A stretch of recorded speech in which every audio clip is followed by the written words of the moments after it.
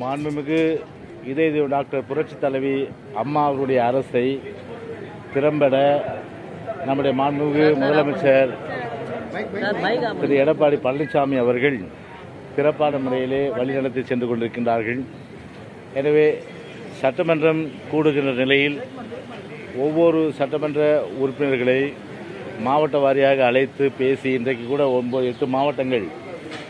8 மாவட்டத்தை சார்ந்த சட்டமன்ற உறுப்பினர்களை எல்லாம் நம்முடைய மாண்பு முதலமைச்சர்கள் அழைத்து அந்தந்த தொகுதியில் நிலவன்ற பிரச்சனைகள் எல்லாம் குறித்து சட்டமன்ற உறுப்பினர்கள் தங்களுடைய கருத்துக்களை தெரிவித்தார்கள்.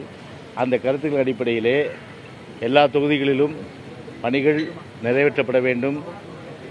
குறிப்பாக அடிப்படை கட்டமைப்பு வசதிகள் பணிகள் போன்றவை எல்லாம் உடனடியாக போர்க்கால அடிப்படையில் செய்யப்பட வேண்டும் என்ற அடிப்படையிலே உத்தரவிட்டு அந்த அடிப்படையிலே உடனுக்குடன் அம்மாவுடைய அரசை வழிநடத்துகின்ற மாண்புமிகு முதலமைச்சர் அவர்கள் இன்றைக்கு இவ்வளவு 8 மாவட்டத்தை சார்ந்த சட்டமன்ற உறுப்பினர்களை சந்தித்திருக்கின்றார்கள் என்று தெரிவித்துக் கொள்கின்றேன்.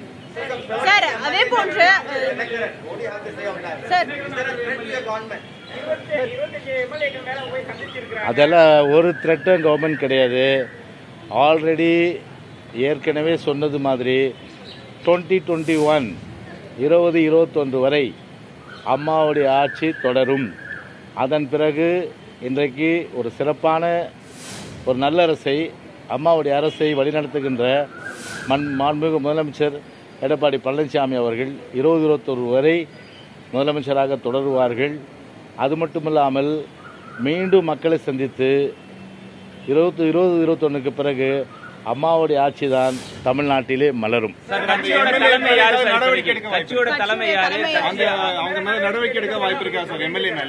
என்ன கேள்வி?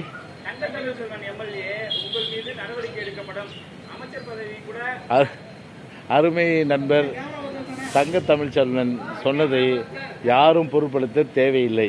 Just ignore that.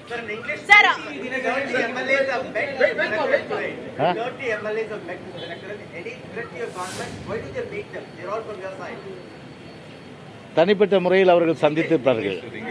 தனிப்பட்ட முறையில் அவர்கள் சந்தித்திருப்பார்கள். எனவே அதை ஒரு அரசியலாக்க கூடாது. எனவே அதற்கும் நிலையான ஆட்சி நடைபெறுகின்றது, அது தொடரும். அதற்கு இதற்கும் சம்பந்தம் இல்லை.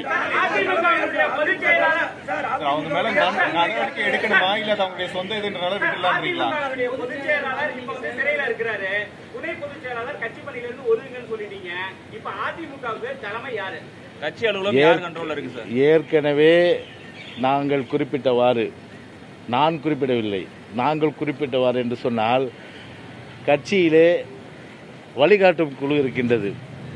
அந்த வழிகாட்டும் குழு அதனுடைய அடிப்படையிலே கட்சி வழிநடத்தப்படுகின்றது. எனவே அது குறித்து கட்சியை வழிநடத்துவது குறித்து எந்த பிரச்சனையும் எழவில்லை. ஆட்சியை பொறுத்தவரை நம்முடைய மாண்புமிகு முதலமைச்சர் அவர்கள் இன்றைக்கு திறம்பட அம்மாவுடைய அரசை வழிநடத்துகின்றார்கள். எனவே தமிழ்நாட்டு மக்களுக்கு இன்றைக்கு அம்மாவுடைய அரசிலே எல்லாவித நன்மைகளும் கிடைக்கப்பட்டிருக்கின்றது. எல்லோரும் மகிழ்ச்சியாக இருக்கின்றார்கள். சில பேருக்கெல்லாம் கவலை இருக்கின்றது, அது குறித்து நான் தெரிவிக்கவில்லை.